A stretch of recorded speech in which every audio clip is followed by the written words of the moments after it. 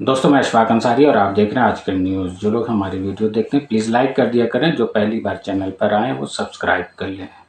दोस्तों साल 2024 जापान के लिए और जापान के लोगों के लिए अच्छा साबित नहीं हो रहा है। 2024 के पहले ही दिन जापान में शदीद ज़लज़ला आया और वो ज़लज़ला अभी तक आ रहा है। मुतवातिर 150 से ज़ायद ज़लज़ले जापान में आ चुके हैं।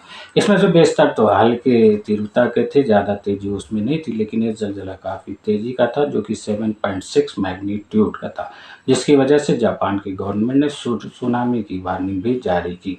इसके बचाव कार्य अभी लगा हुआ है, जिसकी वजह से बहुत सारे रोड जो है ध्वस्त हो गए हैं, टूट-फूट गए हैं, बहुत सारे मकानात गिर गए हैं, बहुत सारे लोग अभी तक जो है फँसे हुए हैं, जो कि जापान गवर्नमेंट बचाव कार्य जारी रखे हुए उन्हें जल्दी से सही सलामत निकालने की कोशिश कर रही है। दोस्तों अभी ये ज़लज़ला का मसला हल भी नहीं हुआ था कि उसके अगले ही दिन जापान में प्लेन क्रैश हो गया। बताया जाता है जापानी एयरलाइंस 516 की फ़्लाइट जो है एयरपोर्ट पर लैंड करते हुए उसमें आग लग गई। आग लगने आग काफ़ी शदीद लगी हुई थी, लेकिन बस शुक्र ये था कि करिश्माई तौर पर जो प्लेन में मुसाफिर सवार थे टोटल 379 लोग सवार थे क्रू मेंबर को लेकर, उन सभी को सही सलामत प्लेन से बाहर निकाल लिया गया। उसमें किसी भी मुसाफिर को किसी तरह का कोई नुकसान नहीं हुआ करिश्माई तौर पर, ये तो एक अच्छी बात हुई। लेकिन ये प्लेन जो है क्रैश हुआ कैसे? दरअसल ये एयरपोर्ट पर लैंड करते वक्त एक छोटे से कोस्ट गार्ड प्लेन से टकरा गया।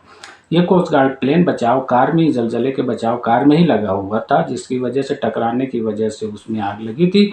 लेकिन इस प्लेन के साथ ये मुश्किल हो गई कि इसमें 6 लोग सवार थे और 6 में 5 जाँ बाहक हो गए। सिर्फ इस प्लेन का कैप्टन ही इस हादसे में बच पाया। तो जापान में साल शुरू होते ही एक के बाद एक मुश्किल और परेशानी और गम की खबर आ रही है। अल्लाह हिफाज़त फरमाए जापान के और जापान के लोगों के लिए, उनकी मुसीबतों को आसान करे।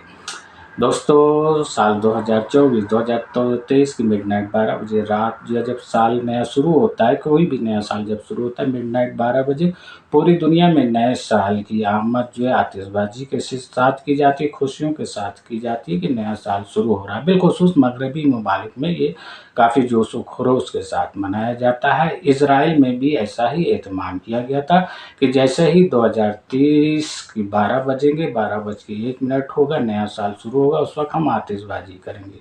लेकिन वो आतिशबाज़ी करते उससे पहले ही इज़राइल के आसमान पर ऑटोमेटिक आतिशबाज़ी होने लगी। दरअसल ये आतिशबाज़ी हमास के रॉकेटों ने की थी। हमास ने ऐन उसी वक़्त गाज़ा से रॉकेट दागे, जिसकी वजह से सारी आतिशबाज़ी इज़राइल पर होने लगी और इज़राइल के लोगों को आतिशबाज़ी करने का अरमान धरा रह गया। वो सब अपनी जान की फ़िक्र में बंकरों में जाकर छुपना पड़ा उन्हें। तो ये एक बुरी चीज़ इज़राइल के साथ हुई कि वो आतिशबाज़ी नहीं कर सके नए साल के उपलक्ष्य में मौके पर।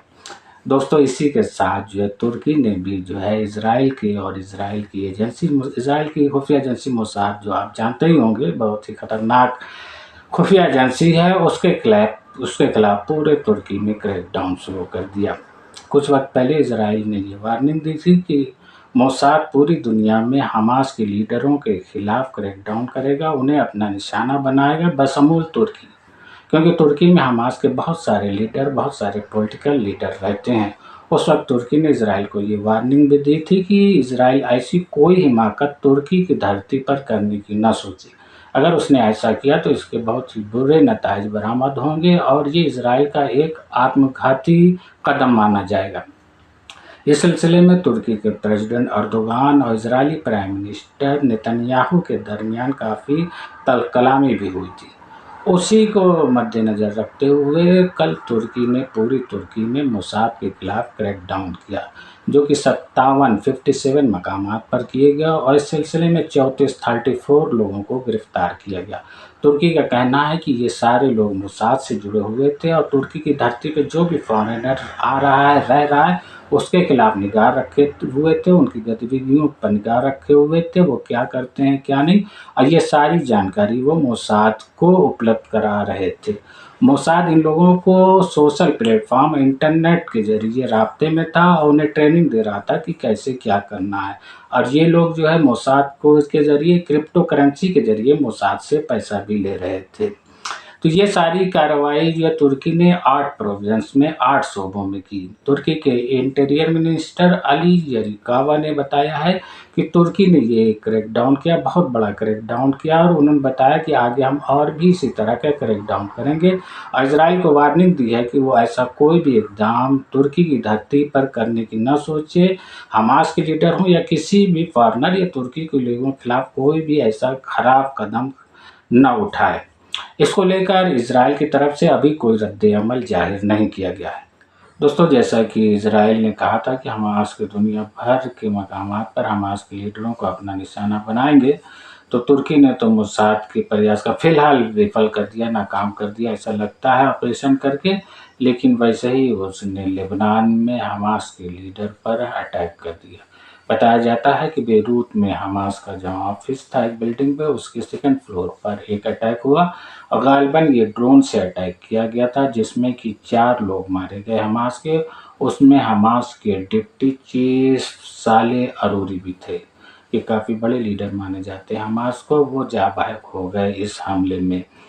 अभी तक हालांकि हमास ने जो है ये डिक्लेयर नहीं किया है, ये माना नहीं है कि उसके लीडर जो है मारे गए हैं, लेकिन एएफपी रिपोर्ट और दूसरी रिपोर्टों में ऐसा बताया गया है। और लेबनान की सरकारी जो है न्यूज़ एजेंसी ने भी इस बात की तस्दीक की है कि लेबनान में एक अटैक हुआ है, धमाका हुआ है हमास की बिल्डिंग पर।